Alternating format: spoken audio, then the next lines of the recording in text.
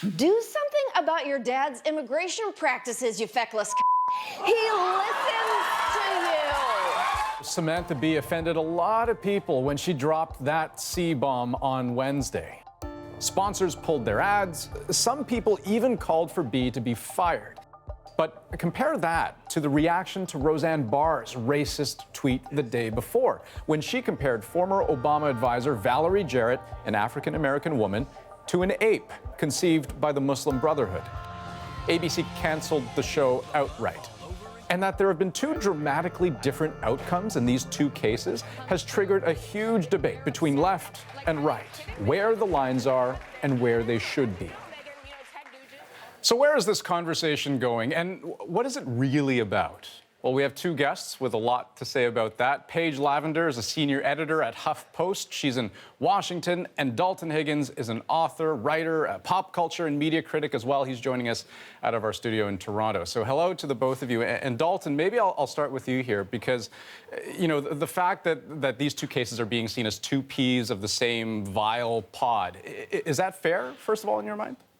It's not fair. It's Roseanne Barr, Samantha Bee, it's apples and oranges, you know, and the reason being is this idea of, you know, white woman sort of hurling an insult at another white woman being somehow, you know, being looked at as being comparable to white woman who has a history of just a lot of rhetoric, racist remarks, not sure why she was invited back to network television, comparing African-American, you know, White House staffer to an ape, something that is rooted in ages-old prejudices and, you know, racist tropes. It's just not the same thing. But I mean, the words matter, though, too, right? I take your point about the context, but what is the implication of that? That racism is not okay, that hurling a sexist insult is okay? Yeah, no, I mean, there's certainly a bit of a, you know, I guess a hierarchy of, you know, as sad and pathetic as that sounds. I think the implications around when we talk about, you know, race in America and we talk about the temperature, the bar, it's really low. That's been set by the President of the United States. So him, you know, me being black and of African descent and constantly, repeatedly hearing that people of my ilk come from shithole countries, and I just think that, you know, the timing on that, it's not good, and I do think it's yeah, they're just not the same thing, Andrew. And Paige, where do you stand on this? I mean, were you surprised at where the conversation's gone and smack in the middle of this cultural divide? Not really surprised at where the White House took this. I really, truly think that if Roseanne hadn't tweeted that earlier this week, we probably wouldn't be having the conversation about Samantha Bee right now. This definitely feels like a case of false equivalency. It seems like the White House has tried to make Sam Bee's comments, I mean, they are offensive, that's definitely true, but, you know, that's certainly not the first time that Samantha Bee has gone after the White House in a really extreme way, and she's certainly not the only one doing that. And so I think that they've really tried to make her an example, you know, kind of an off where an ass situation here. You know, if Roseanne got fired, why isn't Sam Bee getting fired as well? But so that's an interesting point. I mean, the idea that if Roseanne's tweet, if Roseanne's tweet never happened, that there wouldn't be this outrage against what Samantha Bee had to say on television.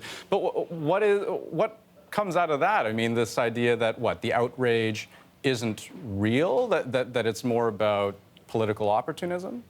I mean, I'm sure there is a degree of outrage. I don't doubt at all that Trump and Ivanka and Sarah Sanders and everyone in this White House probably thought that what Sam Bee said was wrong.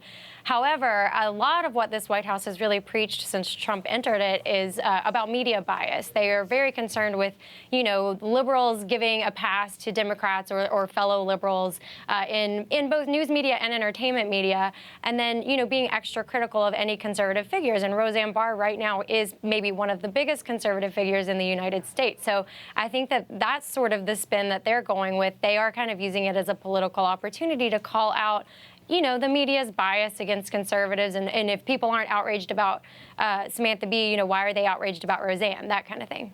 And so, Dalton, where does that leave the conversation? Because if Samantha Bee did have a larger point to make, I'm not sure anyone's talking about it right now. Well, this is the thing. I think that's the tragedy of epic proportions, is that we're talking about, just name-calling, very amateurish, juvenile mudslinging, hitting below the belt.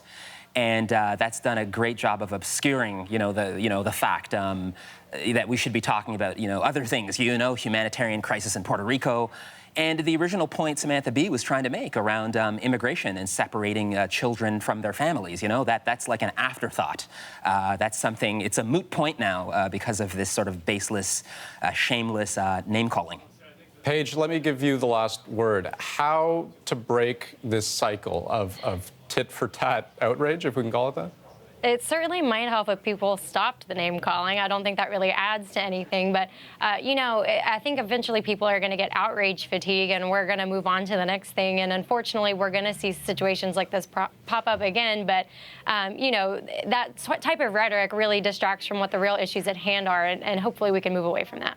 Well, it's much more than a 5-minute conversation, but this is a good start. Paige Lavender, Dalton Higgins, thanks so much for joining us. Thank you.